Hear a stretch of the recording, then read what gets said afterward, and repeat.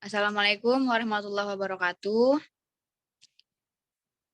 Di sini kami akan mempresentasikan mengenai sistem terdistribusi, mengenai penamaan atau naming. Kami beranggotakan 4 anggota. Yang pertama ada Noviti Yulistiani dari F19C, lalu ada Sulia dari F19B, lalu saya sendiri Hilda Fitriana Dewi dari kelas F19A, dan yang terakhir ada Ceril Rotun Khalifah dari F19E.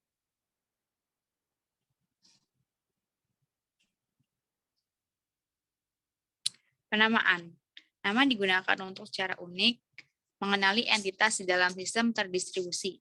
Entitas dapat berupa proses, objek jauh atau remote, newsgroup, dan lain-lain.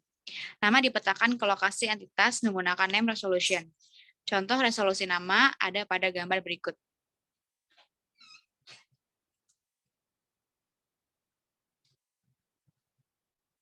Suatu entitas dapat dikenali dengan 3 jenis referensi, yaitu yang pertama ada nama, yang kedua alamat atau address, lalu yang terakhir atau yang ketiga pengenal atau identifier.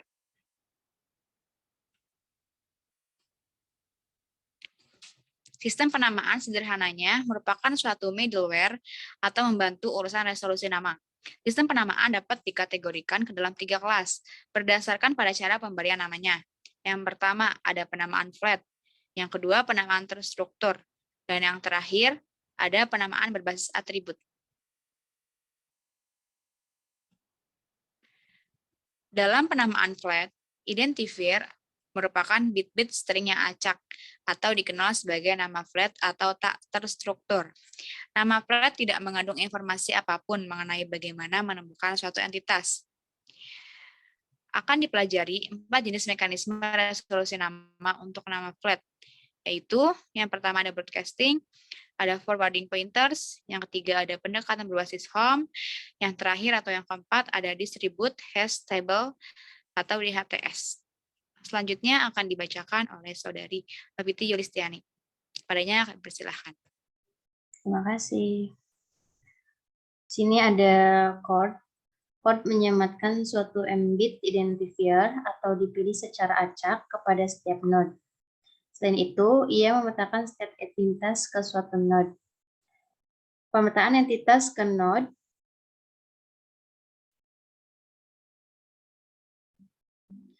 sini ada algoritma resolusi kunci naive. Nah, isu utama dalam DHT adalah efisiensi pemetaan suatu K ke lokasi jaringan dari sub. Diberikan suatu entitas dengan KK, bagaimana mencari node such K. 1. Semua node disusun dalam suatu logika ring sesuai dengan ID mereka. 2. Setiap node P memegang track dari tetangga langsungnya, sub P dan predikat P. 3. Jika P menerima request untuk meresolve K atau K, itu jika pred lebih kecil dari K dan lebih kecil sama dengan P.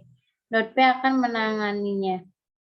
Terus jika tidak, akan diteruskan ke sub N atau predikat N. Terus solusi tidak scalable. Sejalan pertumbuhan jaringan, terjadi kenaikan delay forwarding. Resolusi K kompleksitas waktunya O atau on. Resolusi kunci dalam chord. Chord memperbaiki resolusi K dengan mengurangi kompleksitas waktu menjadi 0 atau log n. 1. Semua node disusun dalam suatu logika ring sesuai dengan ID-nya. 2. Setiap node P mempunyai suatu tabel FT dari paling banyak M entry. Tabel ini dinamakan finger table. Ini untuk rumusnya. Kemudian 3. Jika node P menerima request untuk meresolve K, yaitu node P akan meneruskan ke node Q dengan indeks J dalam F, di mana rumus ini, nanti jika K lebih besar dari FT, maka node P akan meneruskan ke FT. Kemudian jika K lebih kecil dari FT, maka node P akan meneruskan ke FT. Chord protokol join, dan leave.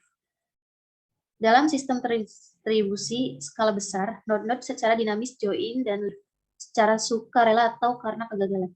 Jika suatu node P ingin bergabung, ia menghubungi arbit plus 1 dan menyisipkan dirinya ke dalam ring tersebut. Jika node P ingin meninggalkan, ia menghubungi Fred P dan sub P plus 1 dan mengupdate-nya.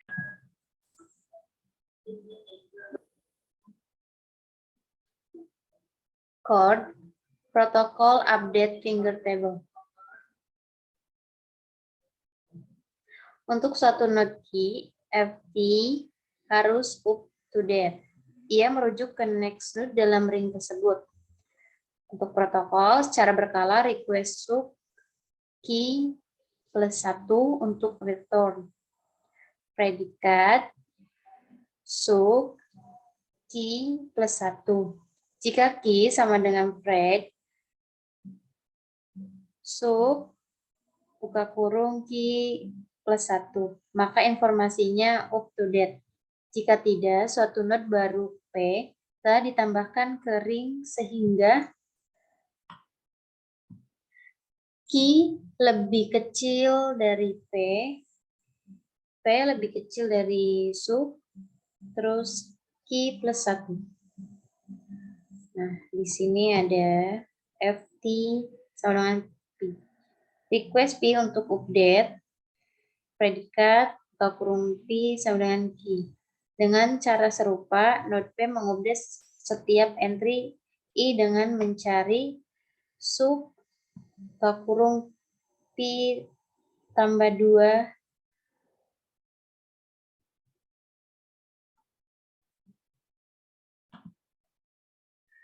kedekatan jaringan dalam chord. Organisasi logis dari node-node dalam jaringan offline dapat mengakibatkan ketidakefisienan transfer message. Chord dapat dioptimalkan dengan mempertimbangkan lokasi jaringan dari node-node. 1. Penugasan node sadar topologi. 2. Routing kedekatan. Kemudian akan dijelaskan oleh Saudara Corilot Puncolipah.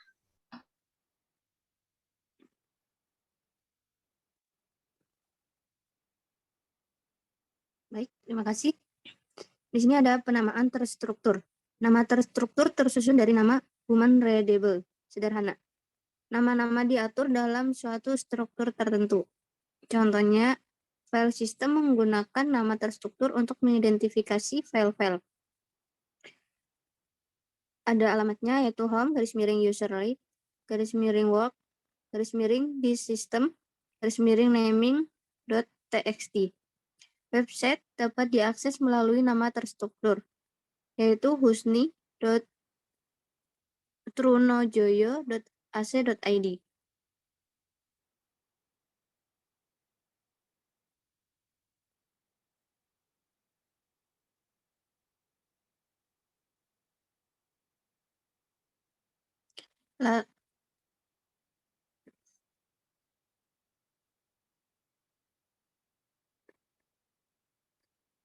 Lalu ada ruang nama sama dengan contoh, mencari entitas dengan nama _home, _sakera, panggitan nama.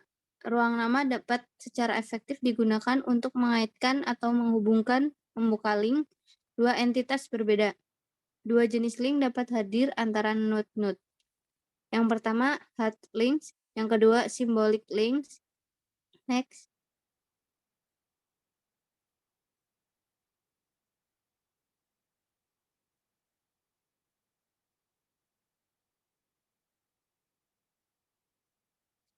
Lalu layer dalam ruang nama terdistribusi. Ruang nama terdistribusi terbagi ke dalam 3 layer. Yang pertama lapisan global, yang kedua lapisan administrasional, yang ketiga lapisan manajerial. Next. Ruang nama terdistribusi. Di bawah ini ada bagan tentang ruang nama terdistribusi. Next. Selanjutnya ada perbandingan server nama pada layer berbeda. yaitu ada skala geografis dari jaringan, ada total jumlah node, lalu ada jumlah replika, propagasi update, lalu apakah sesing sisi klien diterapkan, lalu ada kemampuan merespon pencarian. Ada juga tentang global administration dan managerial, udah termasuk dibagi-bagi. Selanjutnya akan dibawakan atau dibacakan oleh Saudari Suhliyah. Padanya dipersilahkan.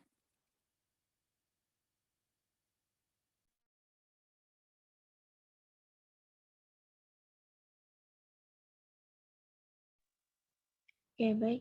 Di sini ada resolusi nama terdistribusi.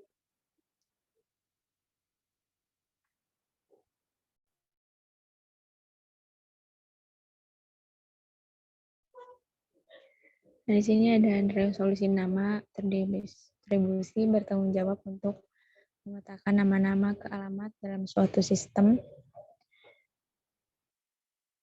di mana si resolusi terdistribusi ini membahas dua algoritma resolusi. Pertama, resolusi nama interaktif. Yang kedua, resolusi nama rekursif. Yang pertama, resolusi name interaktif. Nama klien, menyerahkan nama lengkap. Yang kedua, root. Name server, memecahkan nama sejauh kemampuannya. Yang ketiga, klien melewatkan bagian yang tidak terpecahkan dari nama ke NLNS.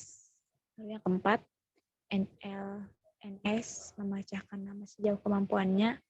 Lalu yang kelima, proses ini berlanjut sampai nama lengkap terpecahkan. Next.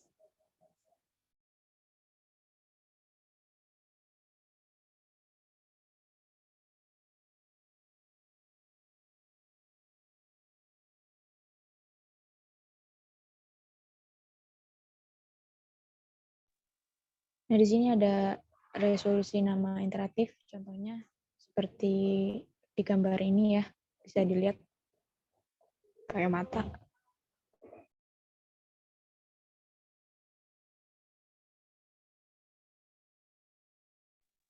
Nah, yang kedua ada resolusi nama rekursif. Yang pertama, pendekatan. Klien menyerahkan nama, lalu root name server.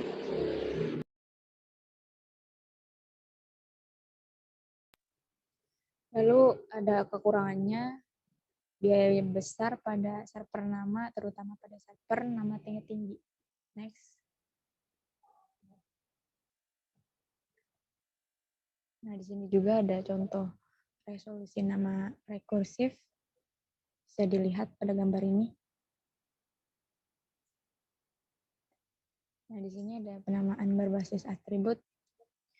Pertama, dalam banyak kasus adalah jauh lebih tepat menamai dan mencari entitas berdasarkan arti dan atribut-atributnya. Mirip dengan layanan directory tradisional, contohnya Yellow Pages. Namun, operasi pencarian lookup dapat menjadi sangat mahal.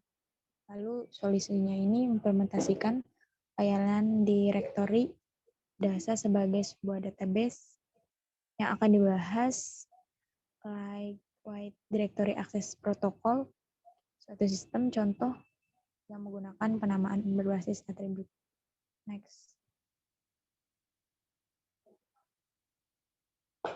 Oke, mungkin segitu saja dari kelompok kami. Mohon maaf apabila ada kekurangan dan kesalahan. Terima kasih. Assalamualaikum warahmatullahi wabarakatuh. Waalaikumsalam warahmatullahi wabarakatuh. Anjay. Tadi gue kenapa dia